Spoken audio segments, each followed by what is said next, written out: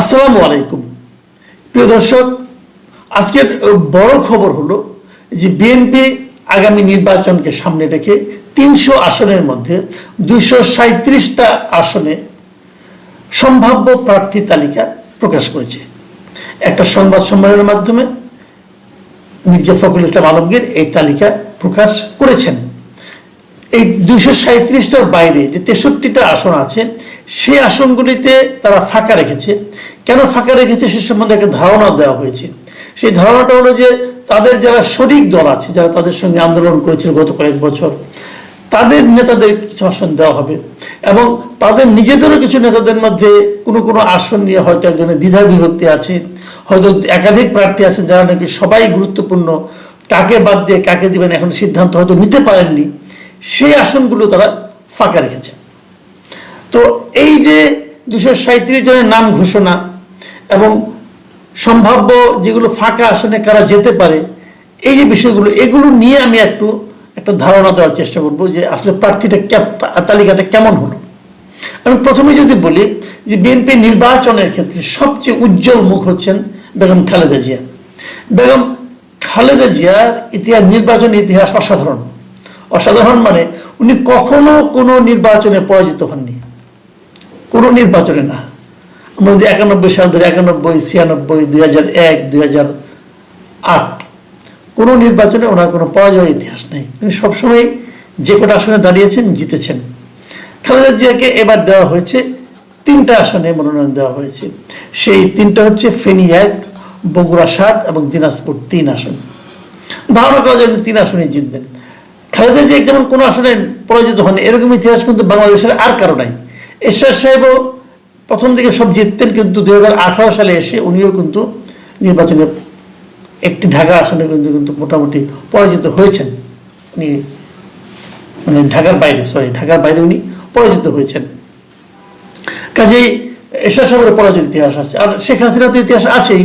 শেখ হাসিনা তো ৯১ সালেই ঢাকার ২ আসনে পরাজিত হয়েছিলেন। সাদেক হোসেন খোকার কাছে পরাজিত হয়েছিলেন, পুরান ঢাকায় তেজগাঁওতে পরাজিত হয়েছিলেন মেজর মান্নানের কাছে।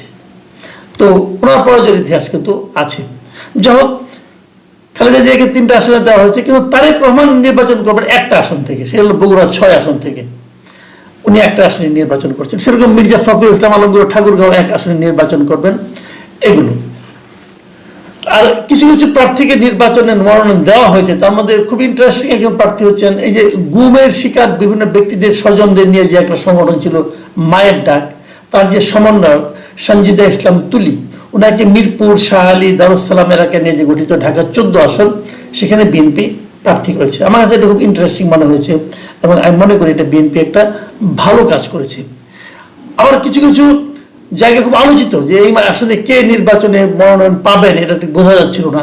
যেমন একটা উদাহরণ দিয়ে বলি, চাঁদপুর 1 আসন, কচুয়া আসন, যেটা এখানে মনোনয়ন পেয়েছেন বিএনপির সাবেক শিক্ষা প্রতিমন্ত্রী ডক্টর আহসানুল হক মিলন। এই আহসানুল হক মিলন সাহেব কিন্তু 2018 থেকে মনোনয়ন পাননি। এটা ছিল একটা শকিং ঘটনা ছিল, কিন্তু এবার ওনাকে মনোনয়ন দেওয়া হয়েছে এবং উনি এর আগে খুবই জনপ্রিয়।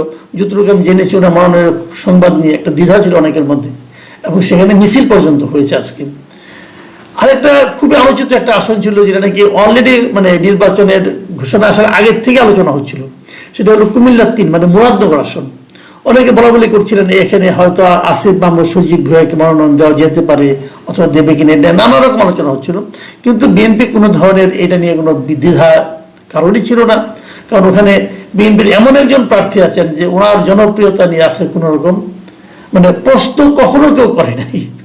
উনি হচ্ছেন আলহাজ কাজী শাহ মুফাজ্জল হোসেন কায়কোবাদ। উনি 21 গ্রেনেড হামলার আসামি ছিলেন, ওনাকে যাবজ্জীবন কারাদণ্ড দেওয়া হয়েছিল এবং বিএনপি তার যে ত্যাগ, দলের প্রতি তার যে আপনার আনুগত্য এবং মানুষের প্রতি তার যে ভালোবাসা, এবং উনি এলাকায় খুবই জনপ্রিয়, তো ওনাকেই তারা কিন্তু প্রার্থী হিসাবে বেছে নিয়েছে। সালাউদ্দিন কাদের চৌধুরী, উনি তো মারা গেছেন, বিএনপির লিডার ছিলেন। ওনার সন্তান হুম্মাম কাদের চৌধুরীকে বিএনপি রাঙ্গুনিয়া উপজেলা থেকে প্রার্থী করছে।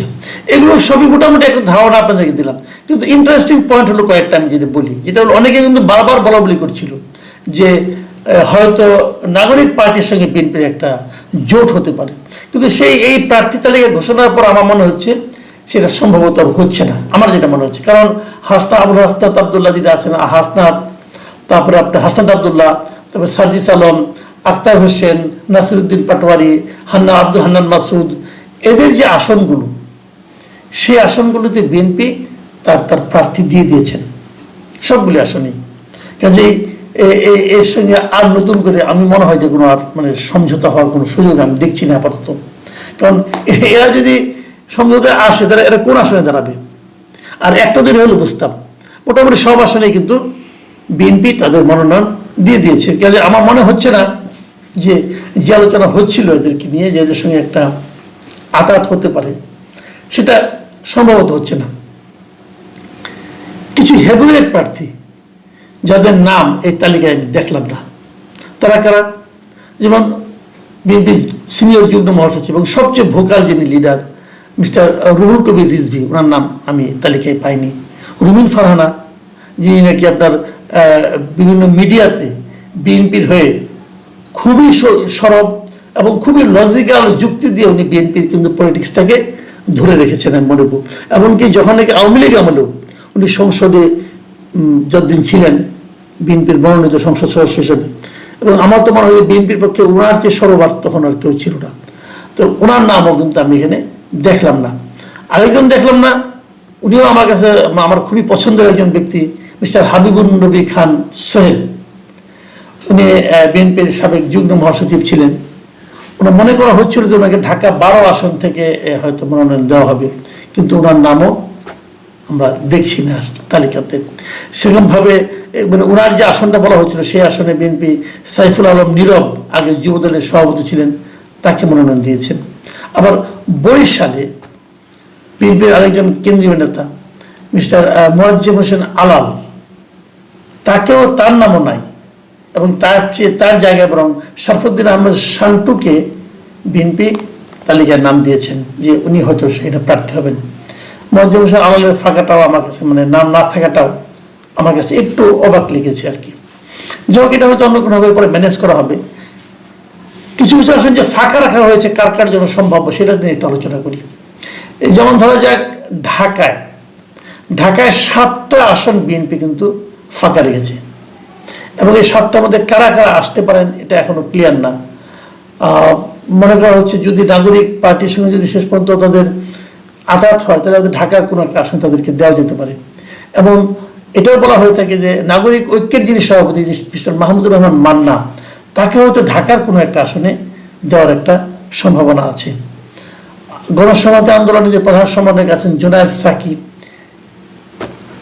তিনি সম্ভবত ব্রাহ্মণবাড়িয়া 6 আসন থেকে হয়তো দাঁড়াবেন, ওই আসনটাকে ফাঁকা রাখা হয়েছে। কিন্তু আবার নুরুল হক, যিনি গণ অধিকার পরিষদের সভাপতি নুরুল হক এবং সাধারণ সম্পাদক, ওনারা যে সমস্ত আসনে প্রার্থী হতেন, যেমন পটুয়াখালী 3 এবং ঝিনাইদহ 2, সেই আসনগুলো আসলে ফাঁকা রাখা হয়েছে। জাতীয় দলের চেয়ারম্যান সৈয়দ এহসানুল হুদা, তার জন্য কিশোরগঞ্জে 5 আসনে তার নাম শোনা যাচ্ছিল, সেটা কিন্তু ফাঁকা আছে, কাউকে দেওয়া হয় নাই। আসম আব্দুর রব জিএসডি সভাপতি যিনি আছেন, উনি লক্ষ্মীপুর 4 আসন থেকে নির্বাচন করতে চান, ওই আসনটা কিন্তু ফাঁকা রাখা হয়েছে। একই রকমভাবে এলডিপির কর্নেল অলি আহমেদ, যিনি চট্টগ্রাম 14 আসন, তার জন্য ফাঁকা রাখা হয়েছে। এবং এই দলের মহাসচিব ডক্টর রেদওয়ান আহমেদ, তার জন্য কুমিল্লা 7 আসনটা ফাঁকা রাখা হয়েছে। আপনারা জানেন এর মধ্যে নাম উঠেছিল এর আগেও যে বিজেপির চেয়ারম্যান আন্দালিব রহমান পার্থ, তার জন্য ঢাকা 17 আসনটা ফাঁকা রাখা হয়েছে, এবং এনডিএম এর চেয়ারম্যান ববি হাজ্জাজের জন্য ঢাকা 13 আসন খালি রাখা হয়েছে। এখন এরা কিন্তু এই আসনগুলিতে নির্বাচন করবেন, কিন্তু এখানে একটা বিষয় কিন্তু বলা হতো যে এরা কি নিজেদের প্রতীকে নির্বাচন করবেন নাকি বিএনপির প্রতীকে, ধানের শীষ দিয়ে নির্বাচন করবেন। ওই যে ধানের শীষ দিয়ে নির্বাচন করেন তাহলে আমি মনে করি ফাঁকা রাখাটা কার্যকর হবে। আর যদি ধানের শীষ দিয়ে নির্বাচন না করেন, নিজেদের মার্কা নিয়ে নির্বাচন করে তারা কতটুকু সফল হতে পারবেন, এটা নিয়ে কিন্তু আমার সন্দেহ রয়ে গেছে। তো এই হলো মোটামুটি প্রার্থীদের একটা তালিকা, কিন্তু এ থেকে আমরা আসলে সব মিলিয়ে কি পেলাম, এটা কিন্তু একটা জরুরি প্রশ্ন। বিএনপির এই তালিকায় কি খুব ভালো কিছু হয়েছে? আমি নিজে যেটা মনে করি, আমি দেখেছি যে অনেক আসনে কিন্তু আজকে থেকে ধরুন 2001 সালে যারা নাকি এমপি ছিলেন 2001 যেমন আজকে থেকে প্রায় 24 বছর আগে, এদের এরকম অনেক প্রার্থীকে আমি দেখছি যারা নাকি আগেও ছিলেন এখনো আছেন। তো 24 বছর আগে যিনি এমপি ছিলেন তার বয়স এখন কত হয়েছে? তখনই অনেকে প্রবীণ ছিলেন, তারা এখনো আছেন। তো এটা কেন দেওয়া হচ্ছে আমি জানি না। আমি মনে করি আরো ইয়াং জেনারেশনকে আনা উচিত ছিল। যারা দীর্ঘদিন দলের মধ্যে ভূমিকা রেখেছেন তারা থাকবেন দলে, সমস্যা নাই। কিন্তু একদম বড় বৃদ্ধ, মনে করেন বছরের মধ্যে 6 মাস অসুস্থই থাকেন, হাসপাতালে ঘুরেন, এটা নিয়ে আমার একটা আপত্তি আছে। আর আমার ব্যক্তিগতভাবে একটা চয়েস আছে। আমার ব্যক্তিগতভাবে যেটা বক্তব্য, আমরা একটা প্রবণতা দেখি। সেই প্রবণতাটা হলো যারা এমপি হন তারা আসলে কেউ এলাকায় থাকেন না, তারা সবাই ঢাকায় থাকেন। তার কাছে কোনো কাজের জন্য হলেও ওনারা ঢাকায় থাকতেই পারেন, যখন সংসদ চলে ঢাকায় থাকবেন, কোনো সমস্যা নাই। কিন্তু ওনাদের ঢাকায় স্থায়ী ঠিকানা, ওনারা ঢাকায় থাকেন, এলাকায় যান, ওই এলাকায় জন্মগ্রহণ করছেন, অতএব সে ওই এলাকার প্রতিনিধি। তো এই যে প্রবণতাটা, আমি মনে করি এই প্রবণতাটা দূর করতে পারলে ভালো হতো। মানুষ এলাকার এমপি এলাকায় থাকুক এটা চায়, সেরকম লোকজনকে আমি মনে হয় নমিনেশন দেওয়া উচিত। বিএনপির তো ওরকম লোক আছে, অনেক লোক আছে যারা নাকি এলাকায় স্থায়ী বাসিন্দা, ওখানেই থাকেন। যদি ঢাকা কেন্দ্রিক সবাই থাকে, মনে করেন এলাকার একটা সাধারণ মানুষ, তার যদি কোনো কাজের জন্য এমপি সাহেবকে দেখা করার জন্য যদি ঢাকায় আসতে হয়, এটা আমি মনে করি খুবই বেদনাদায়ক ব্যাপার। আমার মনে হয় না বিশ্বের অন্যান্য দেশগুলোতে এরকম প্রবণতা আছে। ব্যবসায়ীদেরকে আমার কেন যেন মনে হচ্ছে এবারও ব্যবসায়ীরা অনেক প্রাধান্য পেয়েছেন। হয়তো হিসাবটা 2 দিনের মধ্যে আমরা পাবো যে আসলে কোন ধরনের লোককে প্রাধান্য দেওয়া হয়েছে।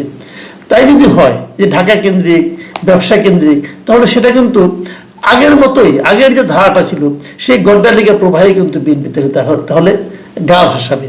আমি নিজে মনে করি এটা হওয়া উচিত নয়। আমি মনে করি মানুষের ভোটিং প্যাটার্ন চেঞ্জ হয়ে গেছে। মানুষকে আর ওই হুজুগি দিয়া এখন আর মানুষের ভোট পাওয়া যাবে না। মানুষের ভোট পেতে হলে মানুষের মন জয় করতে হবে, মানুষের কাছাকাছি থাকতে হবে। এটাই আমি মনে করি হওয়া উচিত। এই যে বিষয়গুলো বিএনপি হয়তো খেয়াল করবেন অথবা করবেন না, করলে এক ফল হবে, না করলে আরেক ফল হবে, কি হবে ওনারাই ঠিক করবেন। আমরা কেবল দেখে যাব এবং ভোটের দিন যে ভোট দেব। প্রিয় দর্শক, আমি ব্যক্তিগতভাবে চাই যে আমি যাকে ভোট দেবো সে যেন আমার এলাকায় থাকে। মাঝে মাঝে ঢাকায় যাবে সংসদ চলাকালীন, কিন্তু তার যদি ঢাকায় স্থায়ী ঠিকানা হয় তার প্রতি আমার আস্থা থাকবে না। আপনাদের ব্যাপার আপনারা বুঝবেন, বিএনপির ব্যাপার বিএনপিও বুঝবে। প্রিয় দর্শক, এখন এ পর্যন্তই। আল্লাহ হাফিজ।